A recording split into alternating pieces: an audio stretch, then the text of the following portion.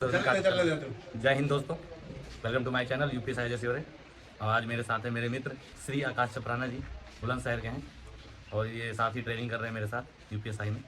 तो इनका एक बहुत ही अच्छी पोस्ट में जो यूपीएसआई से बेटर मानी जाती है, 4800 ग्रेड पे की है ना। एसएससी के थ्रू कई सारे एग्जाम की तैयारी करने के बाद इनकी जो जॉब लगी है वो हमारी है एसएससी की AAO असिस्टेंट ऑडिट ऑफिसर। तो इन्होंने अपने साथ कैसे तैयारी की, क्योंकि बहुत लोग गाइडेंस मांगते रहते हैं कि क्या यूपीएसआई के साथ एसएससी की तैयारी पॉसिबल है कि नहीं, या एसएससी के एक एग्ज़ाम की तैयारी करके कई सारे एग्जाम हम लोग पढ़ सकते हैं कि नहीं। तो इनके मुख से खुद ही सुनेंगे कि इन्होंने कैसे ये सब किया। तो आकाश अपने बारे में सबसे पहले बताएं, एक बेसिक इंट्रोडक्शन, आप कहाँ से हैं? जी, मैं वैसे बुलंदशहर से हूँ, पर मेरी बेसिक एजुकेशन नोएडा से रही। फिर कॉलेज भी मेरा नोएडा में ही था। मैंने मैकेनिकल इंजीनियरिंग करी है जेएसएस नोएडा टेक्निकल एजुकेशन से। और फिर उसके बाद 2018 से ही मैं एसएससी की तैयारी में जुट गया और फिर एसएससी की ही तैयारी की थी। इसी बीच एसएससी की तैयारी करते करते ही मेरा यूपीएसआई में सिलेक्शन हुआ और यहाँ आने से पहले ही मेरे लगभग सारे टीएस के एग्ज़ाम्स हो चुके थे। और फिर अब जाके जब मुझे यहाँ 2 महीने हो गए हैं तो मुझे पता लगा कि कहते हैं कि रिजल्ट आया कल रात और मेरा उसमें AAO में सिलेक्शन हुआ कि कैट में AAO पोस्ट है। अच्छा, मैं इसमें कुछ बेसिक पॉइंट्स मैं पूछ लूँगा। नॉर्मली क्या होता है, जितने भी हमारे एग्जाम है इंडिया में बी ग्रेड, सी ग्रेड या डी ग्रेड के, उसमें एग्जाम्स में जो कॉमन चीज़ अलग होती है इंग्लिश और हिंदी की होती है। ज़्यादातर मैथ्स, रीजनिंग और जीएस पार्ट्स कॉमन होता है। तो अगर आप यूपी के एग्जाम्स में जाएंगे, जैसे लेखपाल हो गए, यूपी SSC के हो गए, एसआई के हो गए, तो हिंदी सेक्शन उसमें आ जाता है इंग्लिश की जगह। बाकी एसएससी में इंग्लिश आ जाती है। बाकी रीजनिंग, मैथ्स और जीएस और यूपीएसआई में एक बेसिक सा जो 2-3 नंबर के मार्क्स आ जाते हैं वो है मूल विधि का, जिसमें आईपीसी और सीआरपीसी होता है। बाकी संविधान तो हर जगह पढ़ना है अपने को। तो आपने क्या AAO की तैयारी की और की थी एसएससी में, कि आपने पहले सीजीएल की थी, AAO की आपने बाद में डाली, और कौन कौन सी पोस्ट की आपने तैयारी की थी? इसमें कौन कौन से एग्जाम होते हैं AAO में जो सीजीएल के अलावा एक्स्ट्रा पढ़ना पड़ता है, वो बता दीजिए थोड़ा। जी, तो मैंने पहले एसएससी सीजीएल की ही तैयारी कर रहा था। फिर इसमें मेरा प्री निकला तो बेसिकली एसएससी सीजीएल की जो कट ऑफ आती है प्री के बाद वो 3 कट ऑफ आती हैं। एक कट ऑफ आती है AAO की पोस्ट के लिए, दूसरी कट ऑफ आती है जेएसयू की पोस्ट के लिए, और तीसरी कट ऑफ आती है बाकी अदर पोस्ट के लिए, जिसमें आप इनकम टैक्स इंस्पेक्टर, एएसओ और टैक्स असिस्टेंट वगैरह होते हैं। तो मेरा हर बार प्री तो मेरा हर बार हाँ बोल। हाँ, तो मेरा इस बार मेरा क्या कहते हैं AAO की कट ऑफ क्लियर हुई थी। तो AAO की जब कट ऑफ क्लियर हुई तो उसके बाद से मैंने AAO के लिए जो अलग से एक एग्ज़ाम होता है फाइनेंस एंड अकाउंट्स का और इकोनॉमिक्स का, उसकी तैयारी मैंने एक कोर्स लिया था, उसके थ्रू करी। अच्छा ठीक है, तो आपने ऑनलाइन पढ़ाई की थी कि ऑफलाइन की थी? अगर ऑनलाइन की थी तो कहाँ से की थी, वो थोड़ा बता दीजिए। नहीं, मैंने मेरी सारी की सारी तैयारी और प्रिपरेशन ऑनलाइन ही रही है। मैंने ऑफलाइन कभी कहीं नहीं गया और ऑनलाइन डिफरेंट कोचिंग्स और सोर्स कोर्सेज अवेलेबल हैं ऑनलाइन, मैंने उनसे जो कि फ्री हैं मैंने उनसे ही पढ़ा।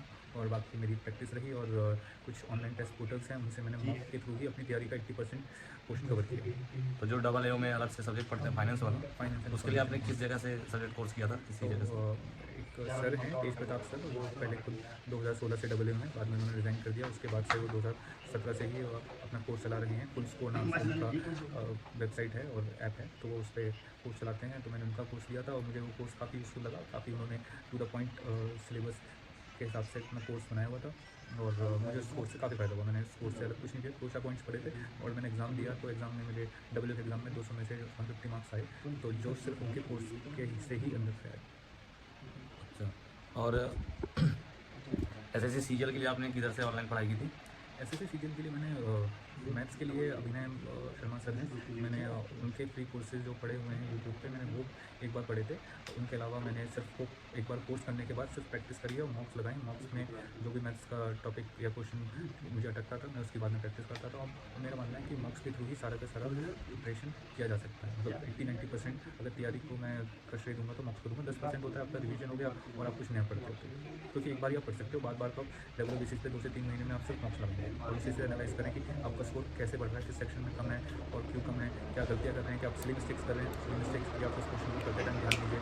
और अगर आपको लग रहा है कि आपको नॉलेज की उस क्वेश्चन को करने की नॉलेज की कमी है, तो आप फिर से पढ़िए उस क्वेश्चन को, उस टॉपिक को, और 4 से 5 क्वेश्चन प्रैक्टिस करिए। तो फिर पता कि आप जब दोबारा अगला मत बनाएंगे तो वो टॉपिक का क्वेश्चन आपका सही है। तो ये तो हो गई AAO की बात। अच्छा, एसएससी का आपने और भी एग्जाम दिए, जैसे CSSL हो गया, CGL हो गया, CPO हो गया। और CPO सब दिए मैंने। CPO में उसका भी फिजिकल था, जिससे मैं होता था। और इस चक्कर में मैंने सिर्फ उसका प्री क्लियर कर पाया, उसी दिन बाद फिर फिजिकल में मैं कई बार देने भी नहीं पहुँचा, कई 1-2 बार दिया भी तो क्लियर नहीं हुआ। और CHSL भी मेरा क्या कहते हैं मैं हर बार फाइनल में इससे मैं आउट हुआ। बाकी CGL भी मैंने इससे पहले 3 अटेम्प्ट दिए थे, 18, 19 और 20। उनकी मैं 3.19 से 21 में नहीं, 22 में। अच्छा, मुझे एक ये डाउट आ रहा मन में, जो होता था ऑडियंस से जो तैयारी करने वाले बच्चे हैं जरूर आता हो, क्या हम सीजल के लिए फोकस करें या हम AO की डबल AO या ASO इन पे फोकस करें, क्योंकि ये जॉब लेना अच्छे ग्रेड पे की भी है और इस पर केवल फोकस करें तो इसमें ज़्यादा चांस ऐसा भी है कि कुछ नहीं, आपको फोकस तो सीजीएल के अगर कोर्स के लिए ही करना पड़ेगा, क्योंकि आपको पता नहीं कि आप फ्री में कुछ ही कुछ बताया मैंने, उसकी हाई कट ऑफ जाती है। जैसे कि इस बार जो मैंने कट ऑफ आपकी अगर कोर्स के लिए थी वो 114 रही थी, और जो डब्ल्यू के लिए गई थी वो 156 के आसपास गई थी। ठीक है, तो क्या पता आपको 156 से ज़्यादा ना आए, तो आपको तैयारी तो क्या कहते हैं बाकी अगर कोर्स के हिसाब से ही करनी पड़ेगी, क्योंकि ASO है या इंस्पेक्टर हो गए, एक्साइज इंस्पेक्टर हो गए। बट अगर आप क्लियर कर लेते हैं अगर ये डब्ल्यू की, तो तब आपको क्या कहते हैं महीने से 1.5 महीने का टाइम मिलता है डब्ल्यू की तैयारी करने का, जो कि मोर देन है। डब्ल्यू की तैयारी ढंग से करी देखी जाए तो 15 से 20 दिनों में करी जा सकती है। अच्छे से अगर तैयारी करेंगे और आप लिमिटेड कंटेंट पढ़ें और उनकी यूज़ की। तो आपने जो मेंस डबल AO किया था उसमें क्या ये GS की प्री वाले सब्जेक्ट क्या देंगे, केवल अलग से फाइनेंस वाला जो सब्जेक्ट होता है वही आता है? नहीं, इस बार SSC CGL में SSC में सिलेबस चेंज किया था, पैटर्न चेंज किया था। तो इस बार जो कि मैथ्स इंग्लिश रीजनिंग GS आते हैं वो सेम पैटर्न पे मैंने मेंस किया था। तो इस बार पैटर्न में थोड़ा चेंज आया। इस बार 4 सब्जेक्ट करने पड़े थे और इसके अलग से डबल के लिए एक इकोनॉमिक्स और अकाउंट्स का अलग तो वो भी देना पड़ा था। हाँ, साथ में कंप्यूटर भी देना पड़ा था, क्योंकि क्वालिफाइंग नेचर है और 60 मार्क्स का पूरा लगाया। अच्छा, इसमें एक और पॉइंट है कि आपने जो तैयारी की थी सब्जेक्ट की अलग से, ये बीच में गैप मिला 1 से 2 महीने का, उसमें एक ही थी कि पहले से गैप पड़ रहे थे डबल उस सब्जेक्ट का फाइनेंस वाला जो था? जी, मेरी दिसंबर में मेरा फ्री हुआ था, और दिसंबर के फ्री के बाद ही 4 दिन के बाद ही वो आ गई थी, आंसर की आ गई थी। तो मैंने उसमें अपने मार्क्स देखे थे, वो 150+ बन रहे थे, तो मुझे ये विश्वास हो गया था कि मैं एक बार डब्ल्यू की क्रैक कर लूँगा। तो इसलिए मैंने उसी टाइम पे ही क्या कहते हैं धीरे-धीरे इसकी तैयारी करनी स्टार्ट कर दी थी, और जब फेब के स्टार्टिंग में फर्स्ट वीक में रिजल्ट आया, तो उसके बाद से जब मेरा फाइनली लिस्ट में मेरा नाम देखा था, तो उसके बाद से मैंने इस तरीके से ज़्यादा अच्छी तैयारी स्टार्ट कर दी। पता लग गया कि फाइनली पेपर है और मेरा डब्ल्यू का क्लियर है।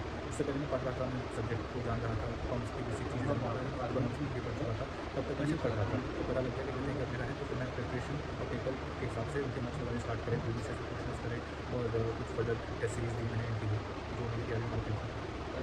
तो इसका मतलब ये जो बेसिक हमने जो इतना जाना आपके बारे में, इससे जितना मैं निष्कर्ष निकाल पा रहा हूँ कि आपने सीजन की पढ़ाई की थी और उसमें आपने कभी हिंदी नहीं पढ़ी, इतना तो श्योर है? नहीं, मैंने हिंदी क्लास 10 तक ही पढ़ी थी।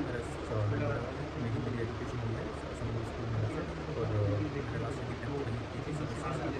फिर उसके बाद हिंदी थी नहीं, और फिर मैंने बीटेक करी थी, तो हिंदी नहीं थी, तो थोड़ा सा हिंदी में मैंने कुछ खाना, और फिर मैं SSC की तैयारी कर रहा था, वहाँ हिंदी का कुछ काम होता नहीं है, तो मैंने ठीक है, तो सर ने अपने बारे में बता दिया, अपनी डिटेल दे दी कैसे एग्जाम की तैयारी की और हिंदी के लिए इन्होंने क्या पढ़ाई कैसे पढ़ाई की। तो मैं थोड़ा और बता दूँ, सर ने जो मुझे बताया था कि इनके SI में मैथ्स और रीजनिंग में फुल थे, 1-2 क्वेश्चन गलत होंगे जो होंगे, बाकी रीजनिंग में और मैथ्स में फुल के अलावा हिंदी में और GS में 20-20 के लगभग इनके मार्क्स थे, मतलब क्वेश्चन सही थे। तो इसका मतलब है कि अगर SI की तैयारी अलग से नहीं की है, मतलब सीजन की है, तो आप लोग भी अगर केवल कुछ सब्जेक्ट में फोकस करें, मैथ्स, रीजनिंग और GS, तो आप कोई भी एग्जाम की तैयारी कर सकते हैं। एग्जाम के 1 या 2 महीने पहले अगर आपको विश्वास है आप कर सकते हैं, तो उस सब्जेक्ट को पढ़ना शुरू कर दीजिए, खासकर यूपी की एग्जाम में। जैसे आप हिंदी पढ़ सकते हैं, तो बेसिक हिंदी होती है उसमें, ताकि आप 20-25 क्वेश्चन तो कर ही सकते हैं, नॉन निगेटिव होता है कि प्लस में भी। तो बाकी अगर आप उधर जाएंगे SSC का, तो आपको इंग्लिश ज़्यादा पढ़ना पड़ेगा, क्योंकि उसका थोड़ा सा ज़्यादा होता है लेवल, है ना। हिंदी के लिए मैंने आपको बता दिया, ये सब मैंने वैसे अपने में बता रखा है कि सारे एग्जाम्स क्लब कर दिया जाए, तो कैसे हम लोग तैयारी कर सकते हैं एक ही बार में सारे एग्जाम्स के लिए।